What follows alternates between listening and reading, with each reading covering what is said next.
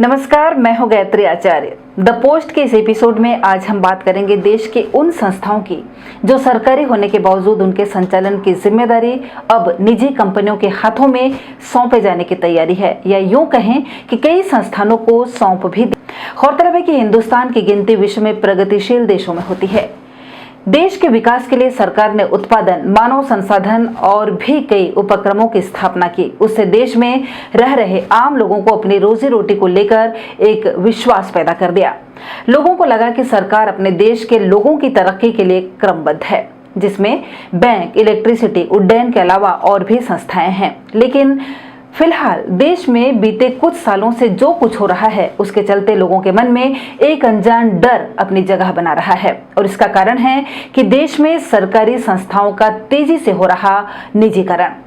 सरकार ने न केवल कई बंदरगाहों, बैंकों और विमानतलों को निजी हाथों में सौंप दिया है, बल्कि देश की लाइफलाइन कहे जाने वाली रेलवे भी इससे अछूती नहीं रही है। रेलवे से छोटे तबके से लेकर बड़े तबके के लोगों की निर्भरता जुड़ी हुई है।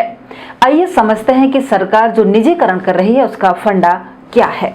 अभी हम बात करते हैं भारतीय रेलवे की।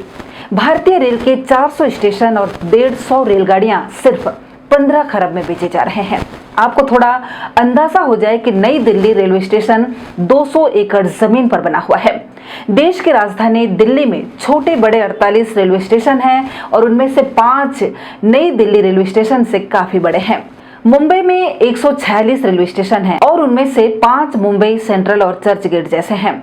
कोलकाता में 100 से ज्यादा स्टेशन हैं। हावड़ा जंक्शन और दमदम जैसे बड़े स्टेशन शामिल हैं। इसी तरह चेन्नई में 40 स्टेशन हैं, उनमें भी कई बड़े स्टेशन हैं। इंदौर, पूना, मुगलसराय, सियालदह, कानपुर, अंबाला, आगरा, इलाहाबाद, अमृतसर, फाजिल्का, हाजीपुर, कल्याण, निजामाबाद, रतलाम, सिकंदराबाद और वाराणसी 50 महत्वपूर्ण स्टेशन हैं, जिनकी गिनती लंबी है। बेचे जा रहे स्टेशन करीब 15,000 एकड़ भूमि पर बने हुए हैं। एक अनुमान के मुताबिक स्टेशनों की जमीन ही जमीन 25 से 30 खरब रुपए की है और उनकी निर्माण लागत अलग से, फिर 150 ट्रेनें अलग से बिक रही हैं। गौरतलब है कि रेल का एक इंजन 20 करोड़ से कम में नहीं बनता है और एक ट्रेन में 24 डिब्बे होते हैं। एक डिब्बा कम से कम 3 करोड़ रुपए में बनता है, यानी एक पूरी रेल, एक ट्रेन पड़ती है 100 करोड़ रुपए में। फिर जिन पटरियों में ये ट्रेनें चल रही हैं, उनकी भारत में निर्माण लागत 125 करोड़ रुपए प्रति किलोमीटर है। जिन 400 स्टेशनों को बेचा जाएगा, उनके बीच बिछे हुए रेल पटरियों की लंबाई अगर 20,000 किलोमीटर भी हो तो उनके निर्माण पर कम से कम 300 खरब रुपए खर्च हुए हैं। तो आप समझे, कुल 350 खरब रुपए की रेल संपत्ति महज 15 खरब में निजी कंपनियों को सौंपा जा रहा है। इससे देश का क्या भला होगा, ये तो समय ही बताएगा। आज देश में क्या नहीं बिक रहा है और क्या नहीं बेचा जा रहा है। देश जब 1947 में आजाद हुआ, तब देश में सुई भी नहीं बनती थी।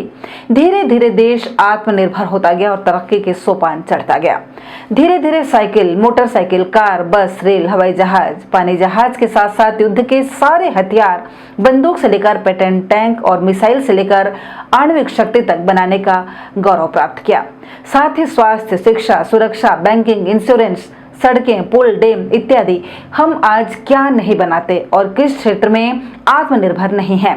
हमारे देश के हर समय के कर्णधारों ने देश को आगे बढ़ाने के लिए नए नए सूत्र दिए।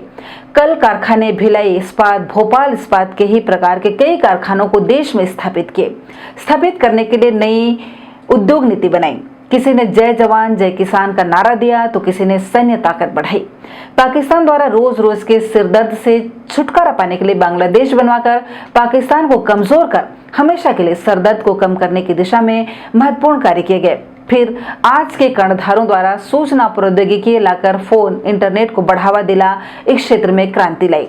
कहने का तात्पर्य यह है कि देश 1947 से लगातार तरक्की की राह पर चलता रहा है। सन 1947 में हमारा देश कहाँ था और आज हम कहाँ हैं। दुनिया में भारत किसी भी देश के सामने कमजोर नहीं है। भारत हर क्षेत्र में आगे बढ़ा है। आज देश हर क्षेत्र में आत्मनिर्भर है, पर लगता है कि अब हमारे देश पर किसी की नजर लग गई है। हमारे देश के पूर्वजों ने देश को आगे बढ़ाने में अपनी पूरी ताकत लगा दी, जान की परवाह भी नहीं की। और देश को दुनिया के चुनिंदा यानी कुछ गिने चुने देशों की बराबरी में लाकर खड़ा कर दिया। पर लगता है देश को कुछ लोगों की नजर लग गई है। पता नहीं आज देश किस नीति के तहत चलाया जा रहा है। देश को नुकसान होते दिख रहा है। नुकसान का सिलसिला 8 नवंबर 2016 से नोटबंदी से शुरू हुआ, जो आज तक थमने का नाम नहीं ले रहा है। महंगाई चरम पर है, हर वर्ग परेशान है, बड़े बड़े संस्थान बिकते जा रहे हैं। पूर्वजों ने जिन्हें कड़ी मेहनत और दूरदर्शिता से बनाया था, आज वो कौड़ियों के भाव बेचे जा रहे हैं। देश को बताया जा रहा है कि ये संस्थान घाटे में चल रहे हैं। भाई, यदि ये संस्थान घाटे में चल रहे हैं तो इन्हें ये बड़े उद्योगपति खरीद क्यों रहे हैं? ये बात आज देश के प्रत्येक व्यक्ति की समझ में आ गया है कि देश के कुछ लोगों को फायदा पहुंचाने के लिए ये संस्थान बेचे जा रहे हैं। लोग आज हर जगह ये बात करते नजर आते हैं कि भाई बेचने वाले बेच रहे हैं, पर ये खरीदने वाले क्या ज्यादा पैसे कमाकर और प्रमुख संस्थानों को खरीदकर मरने के बाद क्या अपने साथ ऊपर लेकर जाएंगे? लगता है ये अकेले मनुष्य होंगे जो शायद दुनिया से जाते समय अपनी दौलत अपने साथ ऊपर लेकर जाएंगे।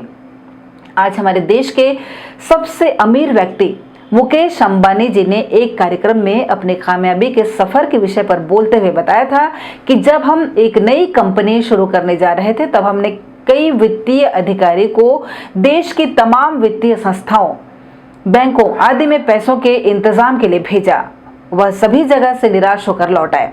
जब उस समय सभी वित्तीय संस्थाओं ने पैसे देने से मना कर दिया, तब देश की भारतीय जीवन बीमा निगम एक अकेली हमारी कंपनी की वित्तीय आवश्यकता को पूरा किया। यानी देश में भारतीय जीवन बीमा निगम अकेली सबसे धनवान वित्तीय संस्था थी। कल जिस संस्था की मदद से अपनी इतनी बड़ी पेट्रोलियम रिफाइनरी कंपनी खड़ी करने वाली संस्था आज उसी भारतीय जीवन बीमा निगम कंपनी को खरीदने को सोच रही है। भाई, आप लोग देश की सार्वजनिक संपत्ति न खरीदें, मेहरबानी होगी, क्योंकि हमारे पूर्वजों ने कड़ी मेहनत और दूरदृष्टि रख ये सब देश हित में बनाया और संरक्षित कर रखा है।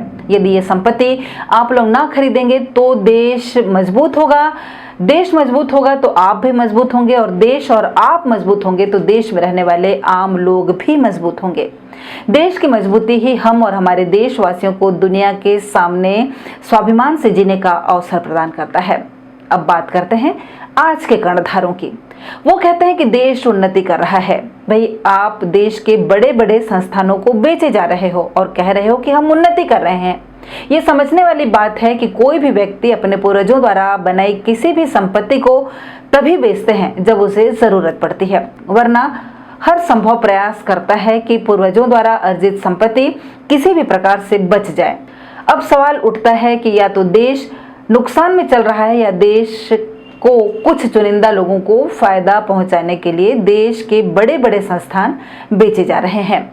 इन सब बातों का जवाब तो आने वाला समय ही देगा। असली बात यह है कि आज देश के बड़े बड़े संस्थान सस्ते में बिक रहे हैं, जो नहीं बिकने चाहिए।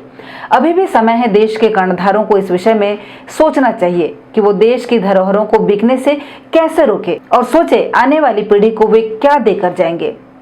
तो आज के एपिसोड में बस इतना ही। आपसे फिर अगले एपिसोड में मुलाकात होगी, तब तक के लिए हमें दीजिए इजाजत। नमस्कार।